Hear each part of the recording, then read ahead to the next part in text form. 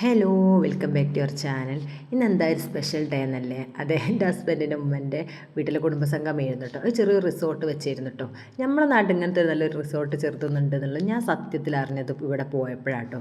പറയുമ്പോൾ അടുത്താണ് കേട്ടോ, ഒരു 2-3 കിലോമീറ്റർ ഡിസ്റ്റൻസേ ഉള്ളൂ. പക്ഷേ ഞാൻ അത് ആദ്യമായിട്ടാണ് കേട്ടോ ഇവിടെ കളിച്ചില്ലണേ. കണ്ടപ്പം എന്താണ് അടിപൊളി സ്ഥലം കേട്ടോ.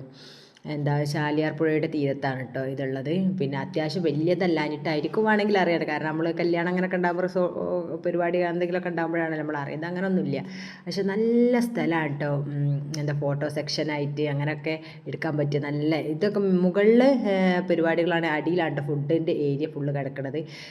ഇതവിടെ നിന്നിട്ട് നല്ല ഫുഡ് കഴിക്കണമുണ്ട്, അതുപോലെ കണ്ട് ആസ്വദിക്കണമുണ്ട് കേട്ടോ.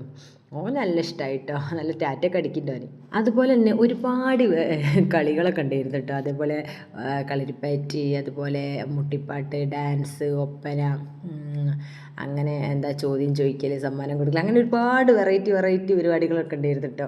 എനിക്ക് സത്യത്തിൽ പറഞ്ഞാൽ എനിക്ക് സന്തോഷമുള്ള കാര്യം എന്താണെന്ന് വെച്ചാൽ, ആദ്യമായിട്ടാണ് കേട്ടോ നമ്മളെ കുടുംബത്തിൽ നിന്നെ സ്റ്റേജ് പോലെ നമ്മളെ കുടുംബത്തിലെ യൂട്യൂബർക്ക് ഉള്ള സമ്മാനമാണ് കേട്ടോ ഇത് തന്നിട്ടോ.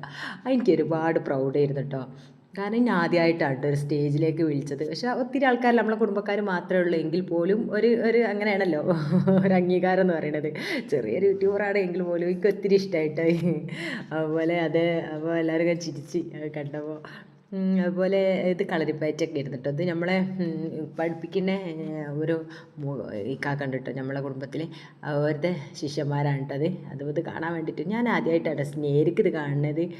എന്താ പറയുക, പേടിയാവും കേട്ടോ, കത്തിക്കൊണ്ടും അങ്ങനെയൊക്കെ പല ഇതുണ്ട്. എങ്ങനെയൊക്കെ ഇതൊക്കെ ഒരു എക്സ്പീരിയൻസ് ആണ്, ചെയ്തുള്ള എക്സ്പീരിയൻസ് ആണിത്. നമ്മൾ അനുകരിക്കരുതെന്ന് പ്രത്യേകം പറയുന്നുണ്ട് കേട്ടോ. കുട്ടികളൊക്കെ വീട്ടിൽ ചെന്നിട്ട് കത്തിയെടുത്താട്ടും വടിയെടുത്താട്ടും അങ്ങനെ ചെയ്യരുതെന്നൊക്കെ പ്രത്യേകം വീണ്ടും ഒരു ഓർമ്മിപ്പിച്ചിട്ടുണ്ട് കേട്ടോ.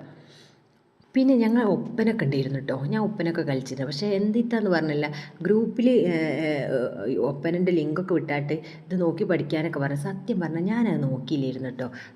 എന്നാലും അവിടെ വെച്ചിട്ട് അവിടെ എത്തിയപ്പോൾ എല്ലാവരും കളിക്കണമൊക്കെ കണ്ട് ഇങ്ങനെ കളിച്ച് ഒപ്പിച്ചിട്ടോ, കുഴപ്പമൊന്നുമില്ലായിരുന്നു. അതുപോലെ ധോമോള് ഡാൻസ് കളിച്ച്, അതേപോലെ പൊന്നു ഡാൻസ് ഒന്നും ഇല്ലായിരുന്നു ഓള്. പക്ഷേ ഓൾക്ക് മദ്രസിൽ പരിപാടി കളിച്ചിട്ട് സമ്മാനമൊക്കെ കിട്ടിയിരുന്നു കേട്ടോ, ആ വേദിയിൽ വെച്ചാണ്ട്. അങ്ങനെ എനിക്ക് വേറൊരു സമ്മാനം കിട്ടി. അങ്ങനെ പരിപാടികൾ നീണ്ടു നിന്നു. ഇവിടെ അടുത്ത സെക്ഷൻ എനിക്ക് കിട്ടുന്നുണ്ട് കേട്ടോ, എനിക്ക് കിട്ടുന്നതാട്ടോ ഈ കാണുന്നത്. അതേപോലെ എൻ്റെ ഹസ്ബൻഡാണ് കേട്ടോ ഈ സൈഡിലിരിക്കുന്നത്, വിളിച്ച് പറയണൊക്കെ. അങ്ങനെ പോകുന്നുണ്ട് വിശേഷങ്ങളൊക്കെ കേട്ടോ.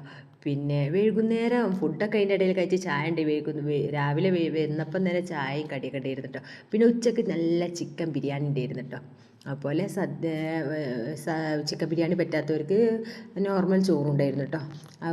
അതുപോലെ 5 മണി വരെ ഉണ്ടായിരുന്നു കേട്ടോ. ലാസ്റ്റ് എല്ലാ പരിപാടിയും ശേഷം ഫോട്ടോഷൂട്ട് ഉണ്ടായിരുന്നു കേട്ടോ, ഫാമിലി മൊത്തത്തിലുള്ള. അങ്ങനെ അതും കഴിഞ്ഞ് ചെറിയൊരു വീഡിയോസൊക്കെ എടുത്ത് അടിപൊളിയായിരുന്നു കേട്ടോ.